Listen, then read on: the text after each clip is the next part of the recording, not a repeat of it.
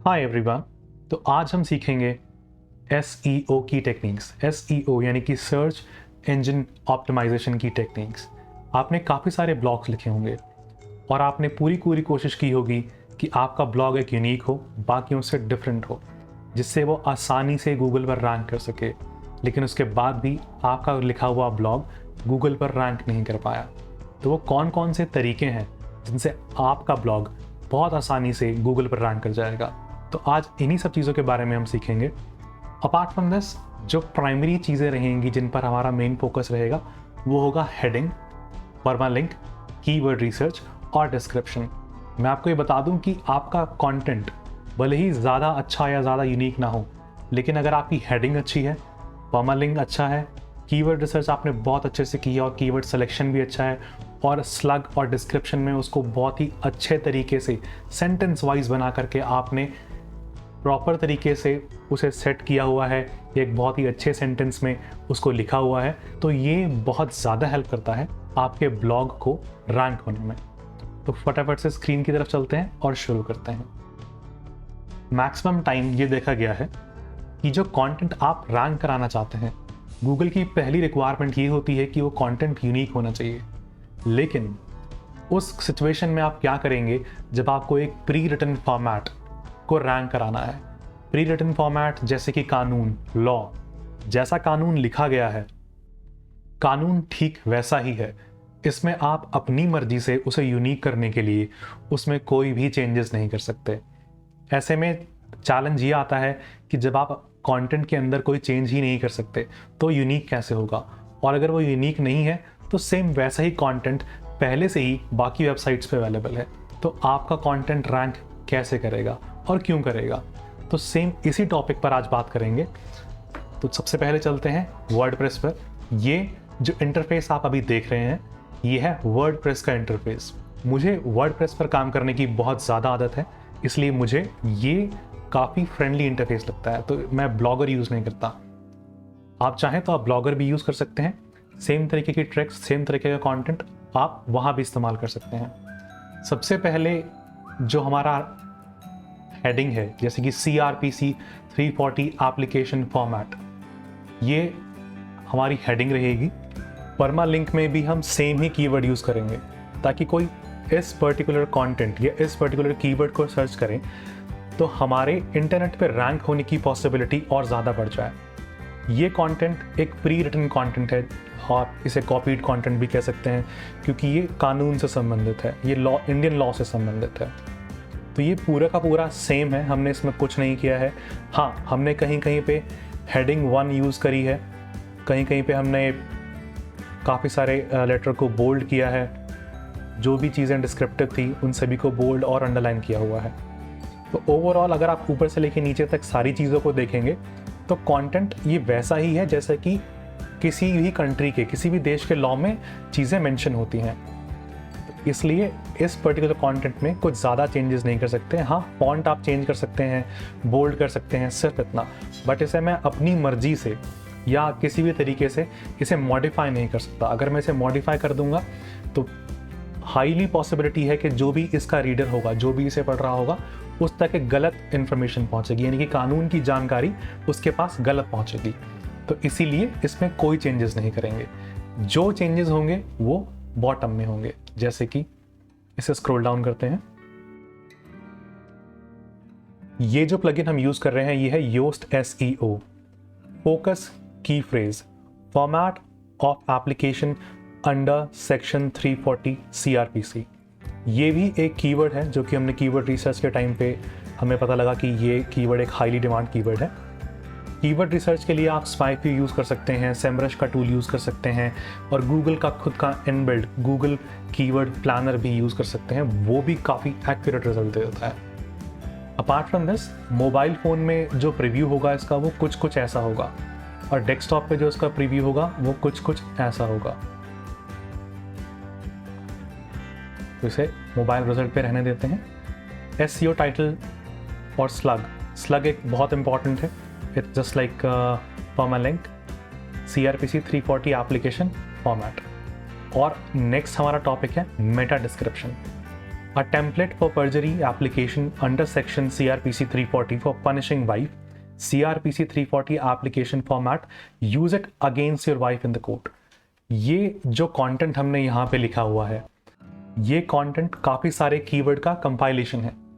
यानी पहले हमने कीवर्ड रिसर्च करी, टॉप 10 कीवर्ड्स निकाले जिन पर सबसे ज़्यादा ट्रैफिक था। उसके बाद उन कीवर्ड को मिला करके एक सेंटेंस आपको फ्रेम करना है जो कि आपके मेटा डिस्क्रिप्शन पे रहेगा।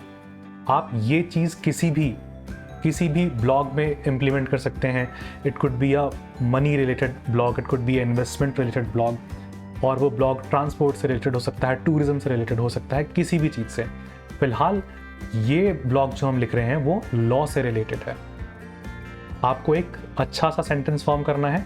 टॉप 10 कीवर्ड्स आप कैसे निकाल सकते हैं, जैसे कि मान लीजिए लेट्स से टॉप 5 इन्वेस्टमेंट का हम एक एग्जांपल ले लेते हैं। टॉप 5 इन्वेस्टमेंट, अगर मैं बॉटम में आऊँगा तो यहाँ पर 1 2 3 4 5 6 7 8 ये गूगल ने खुद आपको सजेस्ट किए हैं कि लोगों ने ये तो सर्च किया ही है, top 5 investment. Apart from this ये भी कुछ रेलेवेंट सर्चेस हैं जो लोग डेली बेसिस पे रोज़ सर्च करते हैं, जैसे कि best investment in India, 20% return on investment in India. इसी तरीके से इन सभी कीवर्ड्स को जोड़ करके क्या आप कोई एक सेंटेंस फ्रेम कर सकते हैं? आपकी प्राइमरी कोशिश यही रहनी चाहिए और वही आपका डिस्क्रिप्शन होना चाहिए, और आपका डिस्क्रिप्शन आपके कंटेंट को भी कॉम्प्लीमेंट करे। ऐसा ना हो कि आपने डिस्क्रिप्शन कुछ और लिखा है और कंटेंट अंदर कुछ और है, इससे आपका बाउंस रेट बढ़ जाए। तो हमें बाउंस रेट बढ़ाना नहीं है, हमें इस बात का ध्यान रखना है कि जो भी ऑडियंस हमारे कंटेंट से इंटरैक्ट करे या हमारी वेबसाइट पर आए, वो उस वेबसाइट पर स्टे करे, उस कंटेंट को पढ़े, और अगर वो कंटेंट रेलेवेंट है तो वो उस कंटेंट को दूसरे लोगों के साथ शेयर भी करें। अब हमें चाहिए एक फीचर्ड इमेज, जो कि यहाँ है। एक फीचर्ड इमेज मैंने पहले से इसमें लगा रखी है जो कि कंटेंट को ईजिली कॉम्प्लीमेंट करेगी। और अब हम इसे करते हैं अपडेट करने से पहले आप देख रहे होंगे कि यहाँ पे टैग्स का मैंने इस्तेमाल नहीं किया हुआ है। आप चाहें तो टैग्स का इस्तेमाल कर सकते हैं, जैसे कि मैं टैग यूज़ करने वाला हूँ CRPC 340। नेक्स्ट टैग यूज़ कर लेते हैं, जैसे कि इंडियन लॉ, इसे ऐड कर देते हैं। और एक लास्ट टैग और यूज़ करेंगे और वो होगा हमारा हाई कोर्ट। ज़्यादा टैग्स आपको यूज़ नहीं करने हैं, बहुत लिमिटेड टैग यूज़ करने हैं। अगर कोई भी पोस्ट जो कि इन सारे टैग से रिलेटेड होगी तो हाई पॉसिबिलिटीज़ हैं कि वहाँ पर आपका ब्लॉग भी शो हो सकता है। तो अब चलते हैं अपडेट पर, इसे करते हैं अपडेट। जितनी भी चीज़ें हमने इसमें लिखी थी सारी चीज़ें ठीक वैसी ही हैं। इसकी अलाइनमेंट कैसी है और ये ओवरऑल कैसा दिखता है वेबसाइट पे पब्लिश होने के बाद, ये हम यहाँ देख लेते हैं।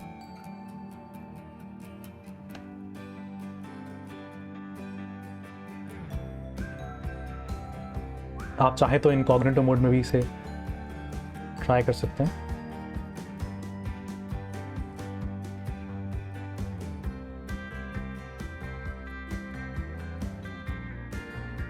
तो ब्लॉग पोस्ट होने के बाद कुछ ऐसा दिखता है। ये है हमारी मेन इमेज, ये कंटेंट जो कि हमने वर्डप्रेस पे लिखा।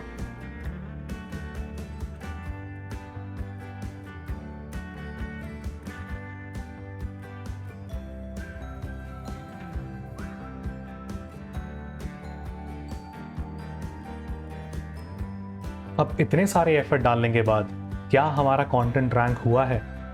क्या हमारा कंटेंट गूगल ने रिकॉग्नाइज किया है? क्या ये फर्स्ट पेज पे रैंक कर पाएगा? शायद आपके दिमाग में भी यही सारी चीज़ें चल रही होंगी, तो ये अभी चेक कर लेते हैं।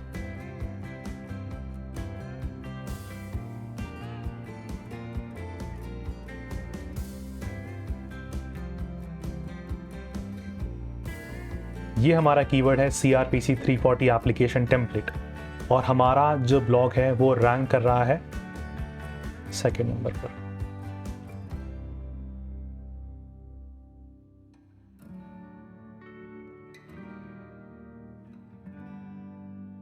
अब एक नेक्स्ट कीवर्ड ट्राई करते हैं।